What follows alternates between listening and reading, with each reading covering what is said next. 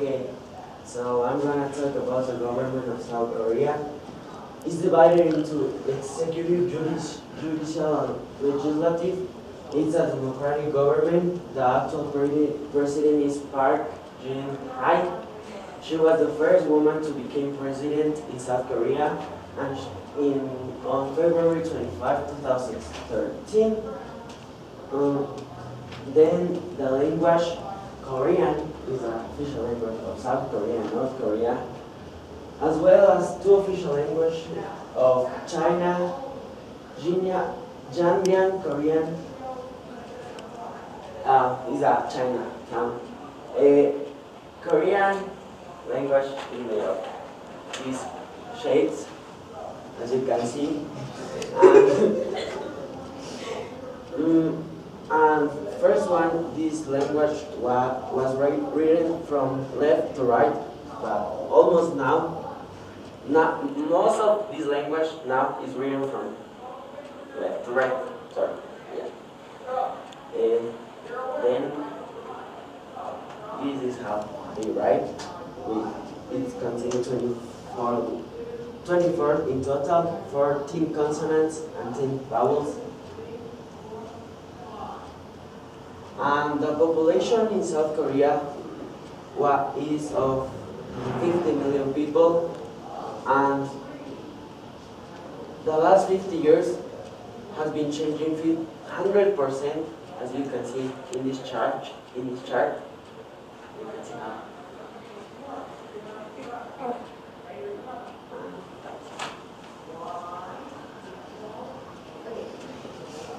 So now I'm going to present about Korea's history, but Korea has a long legend and a long history, so I'm going to start from the Joseon, which is the last dynasty of Korea. So at the last dynasty of Joseon, Korea became really weak and worse because of their government and those like bad people who were following Japan and those things. So then Japan started to force Korea. Japan made Korea to sign an unfavorable treaty, which was good for only Japan. And they controlled their diplomacy, Korea's diplomacy, and finance, military, and something else. So many Korean patriots joined the independence movement against the Japan imperialism. So he is the Gojong Emperor, which is like king of dynasty of Joseon. So he also tried hard for independence of Korea, but when he sent some confidential emissaries to Second Peace Conference in Hague, and those people in this conference heard their stories, and they had sympathy of Korea, but they did nothing. And so after this happening, the Japan forced him to abdicate.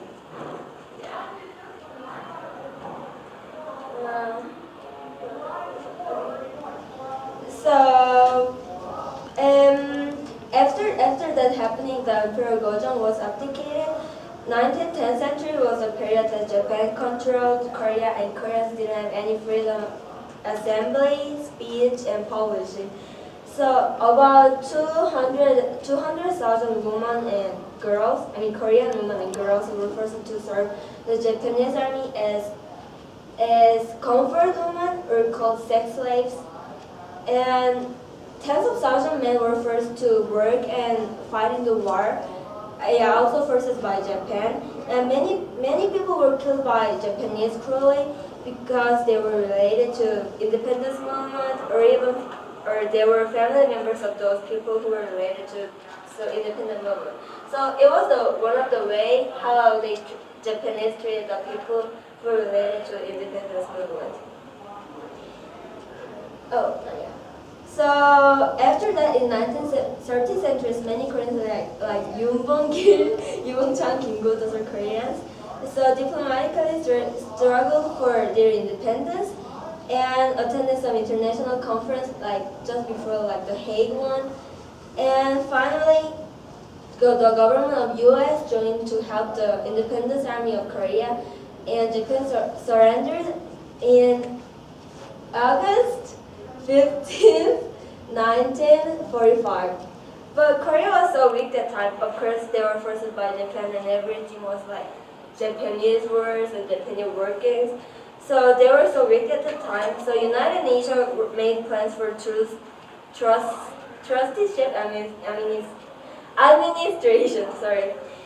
So at this moment, the Soviet Union, which you can consider by like China this time, so they control the North Korea, and United Nations or United States control the South.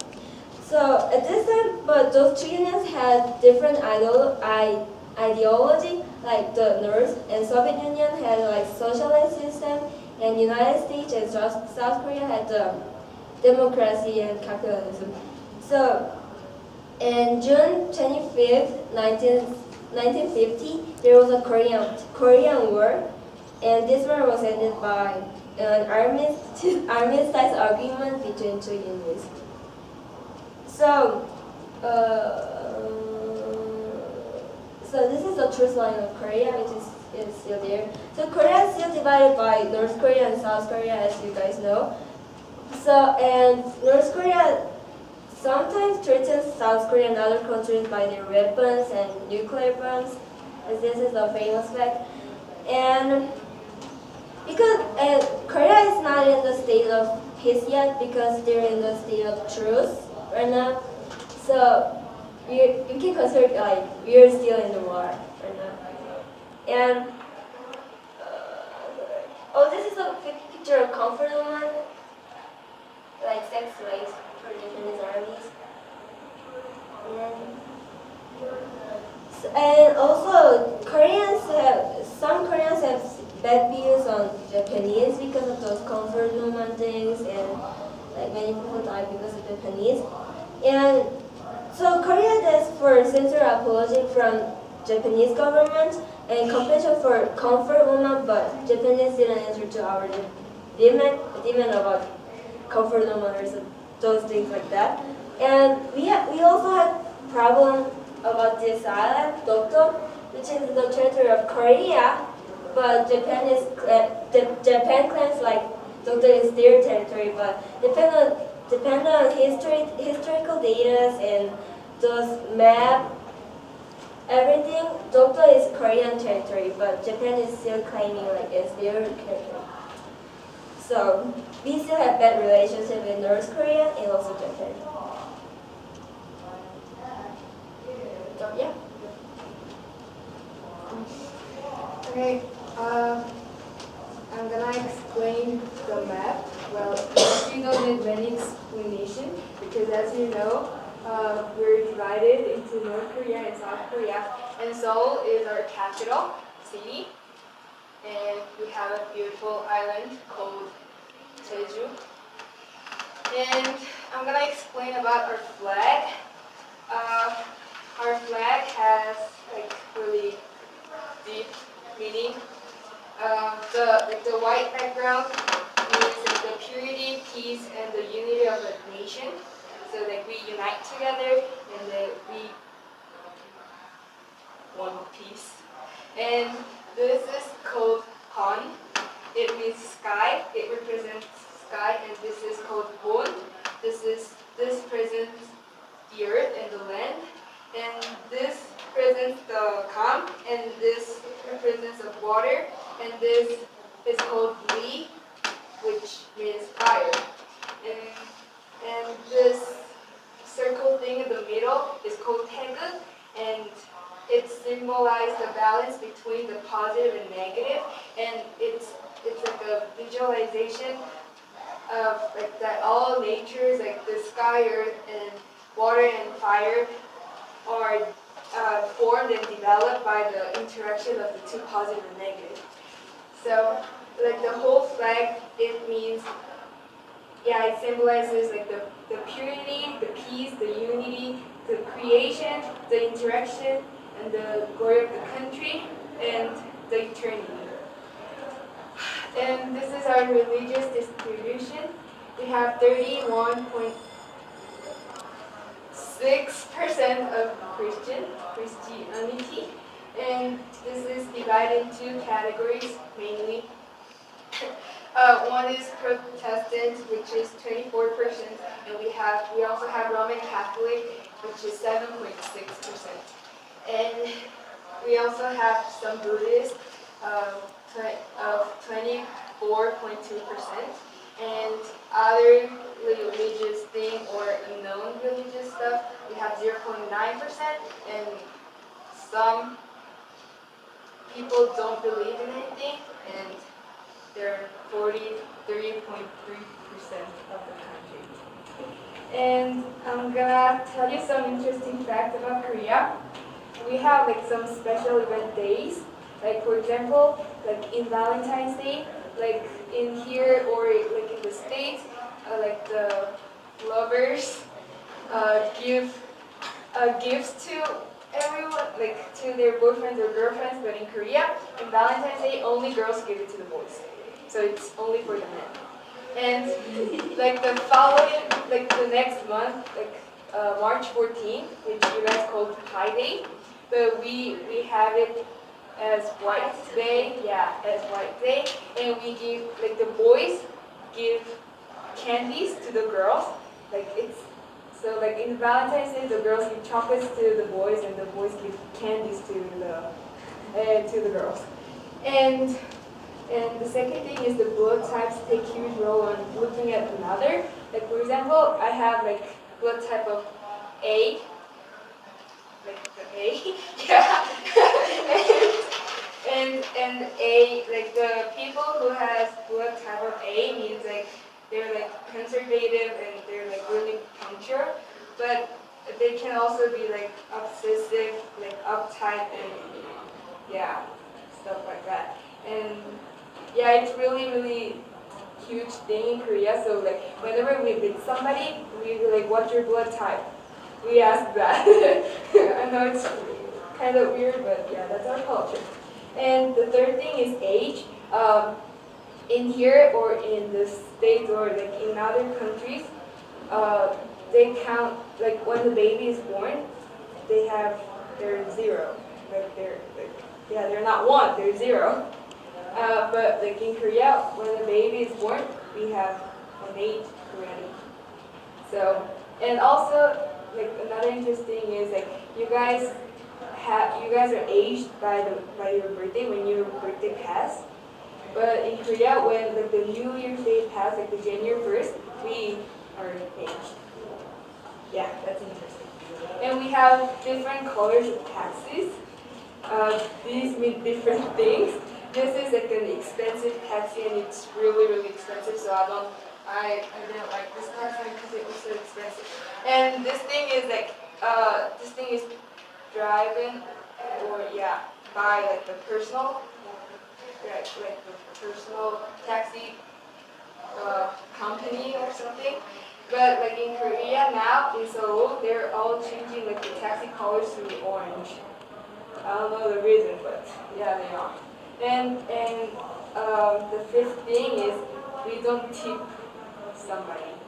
Like in here, like when you go to a restaurant or like when you go to like parking lot or something, you guys like hand the tips. But in Korea, when you do it to somebody, it's really rude, so you don't do that. And sixth thing is that it's legal to drink in public. We drink anywhere. And like in our culture, like in our like traditional holidays, we drink. But drinking is not a bad thing, I think. So it's our culture. And the eighth thing is we have tons of karaoke's in South Korea. It's also because of the K-pop. Oh, the girls are really crazy about these boys and stuff. So they love to go to karaoke, and whenever they're free, they go to karaoke all the time. So did I. And we have, this is our culture. This is our holidays. We have some traditional holidays like Seollal, which is New Year's Day, and we eat this thing, we eat tteokbokki. And we believe we are aged when we eat one bowl of tteokbokki. And this is another traditional, that's weird. Another traditional holiday called Chuseok, and we eat tongpyeon, and we have like superstition about Chuseok, like about the songpyeon. Like when you make the songpyeon, right? And when you do it really pretty, you have a beautiful daughter, son. Yeah, so that's our superstition. And this is how we do in the 설만. We bow to the adults, and the adults give us money. Yeah, that's my favorite culture in Korea. And this is how we greet people. Like when you see an adult or like older people or person than you have to bow like this. And when you just see your friend, you just wave. and when you're like a business thingy, you just shake hands, like you guys do. And this is some interesting superstitions in Korea. We don't write a name, like a person's name, with a red pen because we believe that if we write a name with a red pen, that person is going to die soon. Because we have like a traditional thing called 제사, and it's like to I don't know. It's for people who that. Yeah, for that, like for our elders. But we write their name with red. So when you write a live person's name with a red pen, it's a really bad thing. And number 4 is bad. It's like really unlucky number in Korea. Like 13 is unlucky. Yeah. And the third thing is we don't whistle at night because this is a weird thing, but like the grandmothers and the grandfathers believe that a snake will come out and bite you when you whistle because it's like when you whistle, it's a kind of like sound like of calling like a snake or something. And we don't shake our legs, like when you're sitting down and like when you travel your legs. We can't do that because your luck will go out through your leg. Like so when you're shaking, it will go out to your like and it will disappear. So we don't shake our legs. Yeah. And and this is the K-pop thing. It's really famous, like in Japan, Chinese, Korea, and some parts of the world. And yeah, those are my favorite boy bands. They're called EXO and they're called Infinite, as you know. and this is a girl singer who's called IU, and they have like huge fans and they're like really, really famous, and they always have concerts and they're really, really expensive. I won't go there. Okay, by the way, yes, that's all. Thank you.